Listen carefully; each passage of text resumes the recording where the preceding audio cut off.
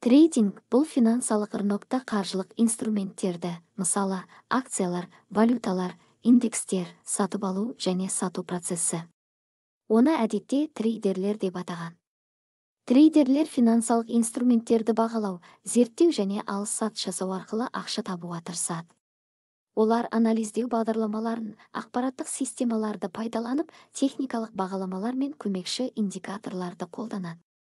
Трейдинг жеңілдік келтіру, алдыңғылық жасау және ақша табуға мүмкіндік береді. Оның ішінде инвесторлар, банктер, қорытындылар, жеке трейдерлер жатады.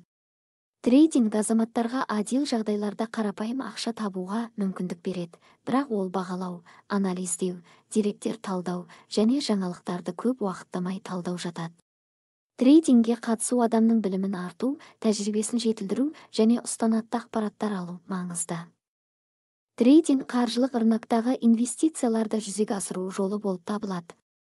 Трейдерлер біреулерге қаржылық инструменттерді деректермен, техникалық бағаламалармен және жеке талаптармен қамтамасыз ететін стратегияларды қолдана отырып, болжам жасау жолында қаржылық марапаттар жасауға тырысады.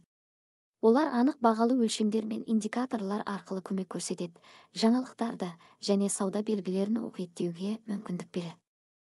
Трейдингке өздерін көтеріп, техникалық бағаламалар, деректер анализі, микро және макроэкономикалық факторларды ұқсастыратын техникалар мен стратегияларды досында ұсыну мүмкін.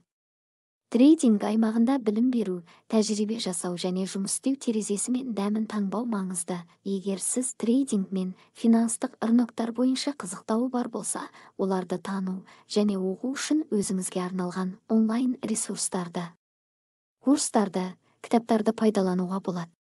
Осы ақпараттар сізге трейдингке беттен-беттен танымды болуға көмек көрсетуі мүмкін.